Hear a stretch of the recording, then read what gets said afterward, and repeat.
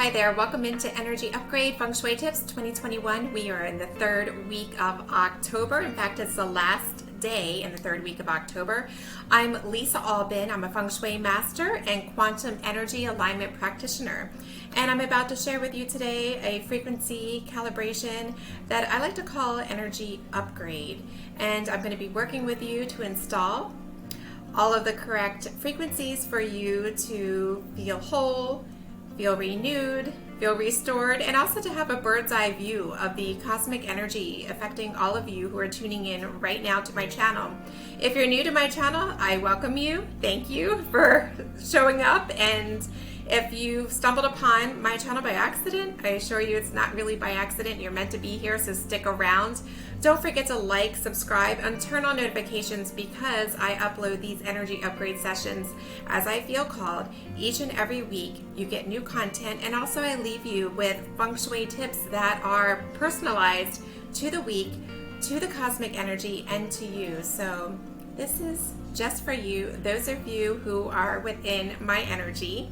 And if this is your first time, I want to share with you a little practice that we do here with Energy Upgrade, and that is to get out a notebook and a fresh pen. If you have a brand new one, even better. And I would like you to light a candle with intentions to connect with me on the other side of the screen, and I'm doing work on my end to make sure that our energy is connected.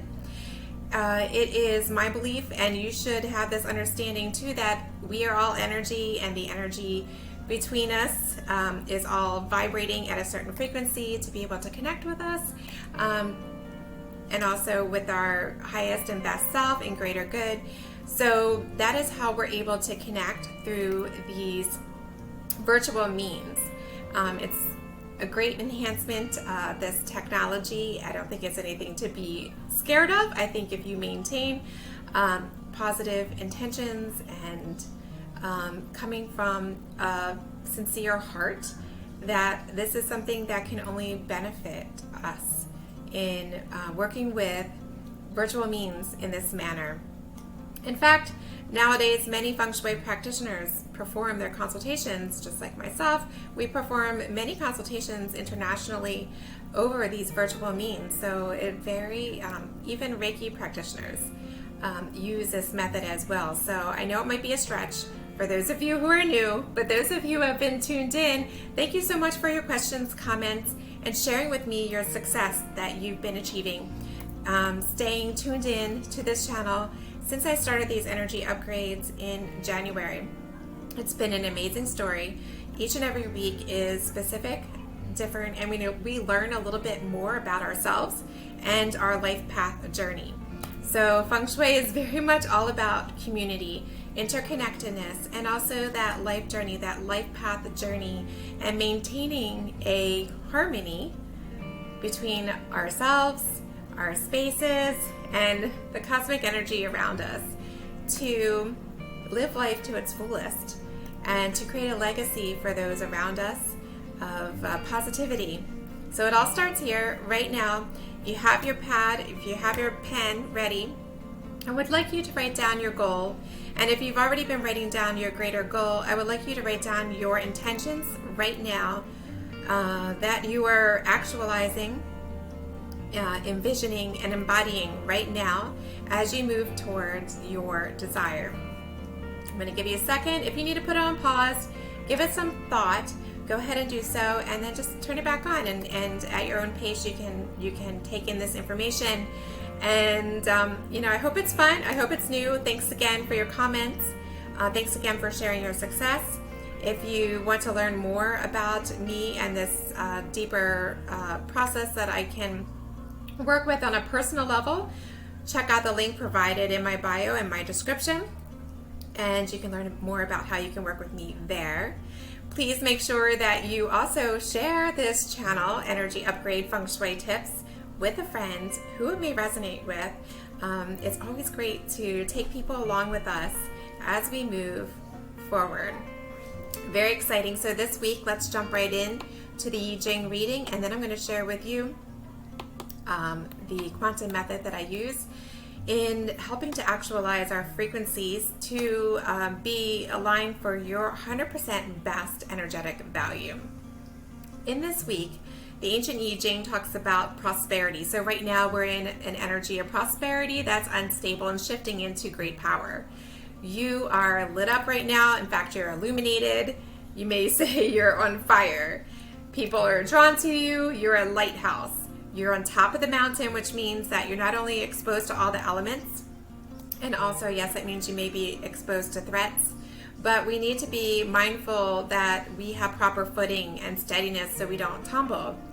This means it's important to rely on a strong inner circle and supporters to help maintain this position of prospering. Make sure to share the wealth and glory with this inner circle and those supporting you. With great power comes great responsibility. Make sure that you're aligned with superiors and those you admire from a place of sincerity, not seeking reward or favor.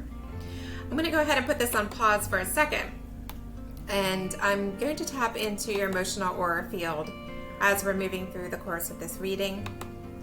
So within the emotional aura field, there is a lack of sense of charity and family trust, or a lack of trust.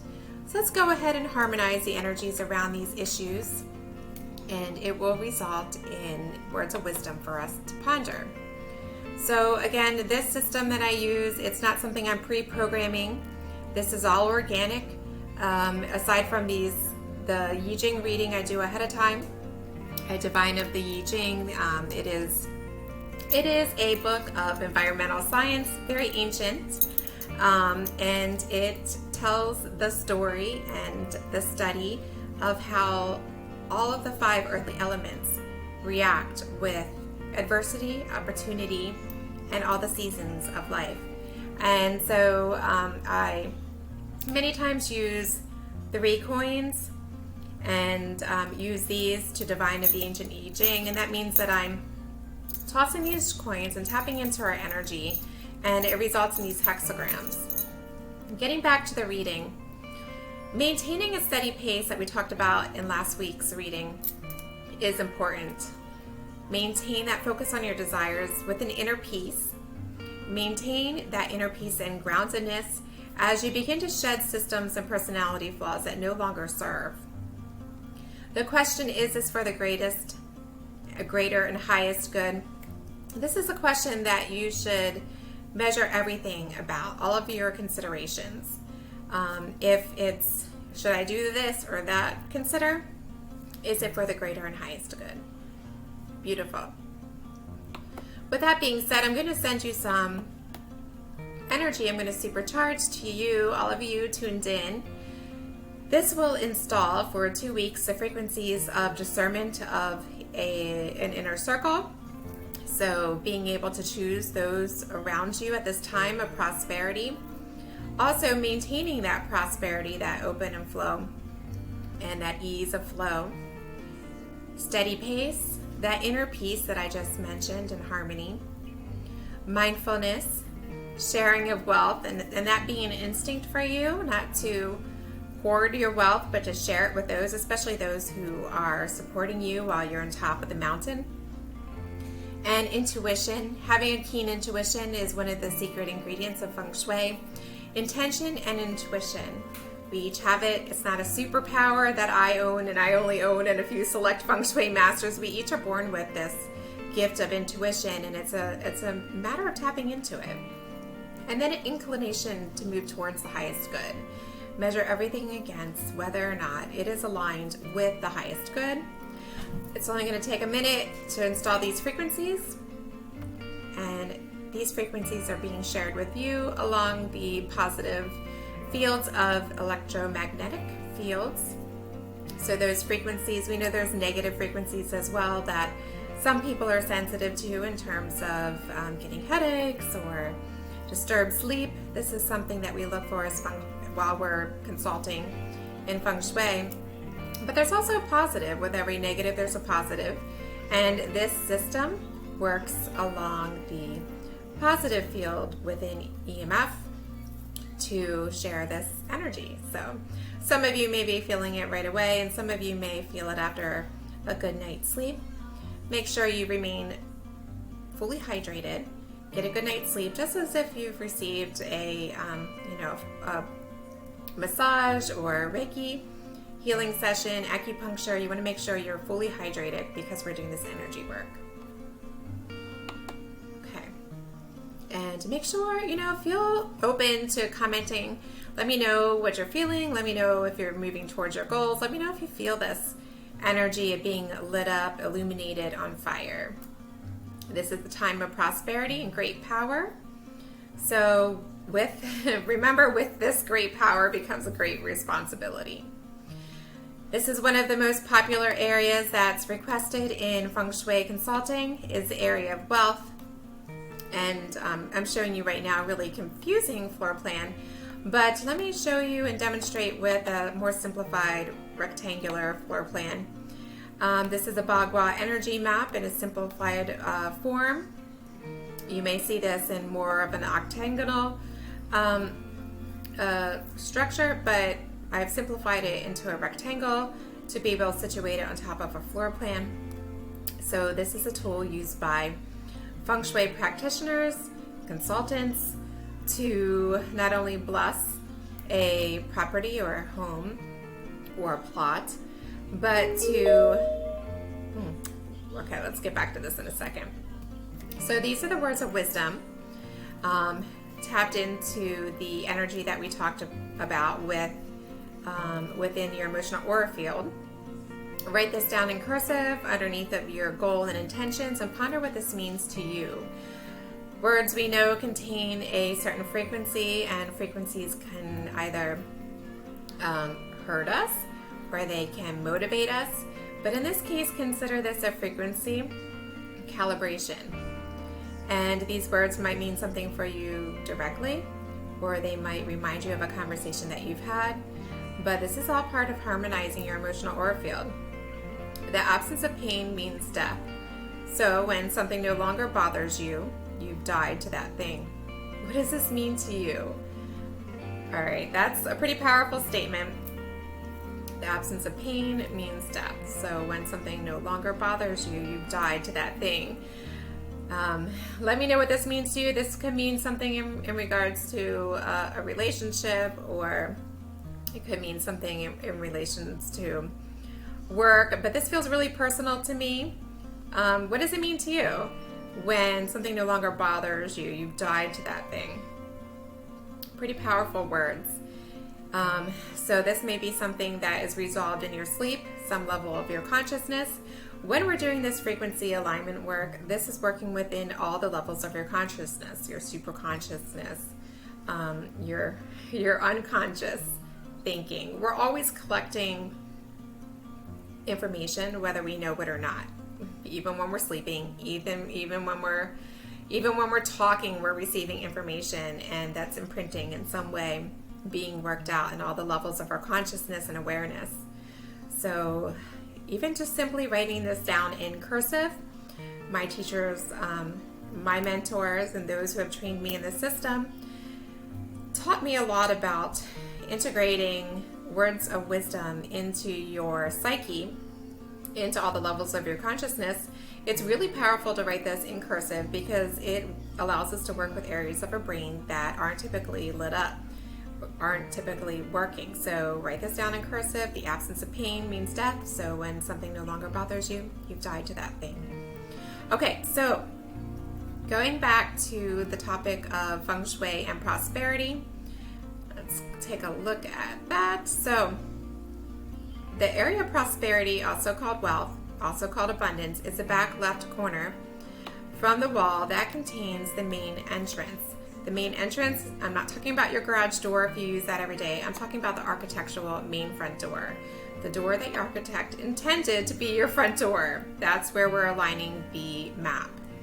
The back left corner from your architectural main front entrance, or your mouth of Qi, is the area of wealth and abundance. And that's what today is all about. So wealth and abundance, this is an area of wood. It is an area that is represented by plants and floral things, green. We even see purple here represented. And in symbolism of wood, is also tall columns, vertical rectangles, anything that is representative of a tree. I love to use bamboo here. It's tall growing, fast growing, and it bends against adversity or wind. It's strong and malleable, and it makes beautiful sounds in the wind too that mitigates anything that may be troublesome or annoying to us. So I want you to take a look at that back left area of your home or your workplace or your actual desk. This Bagua energy map can be applied to any space. Quite frankly, anything it can be applied to. And we use this in Feng Shui to measure and assess where areas are needing support or perhaps they have extensions.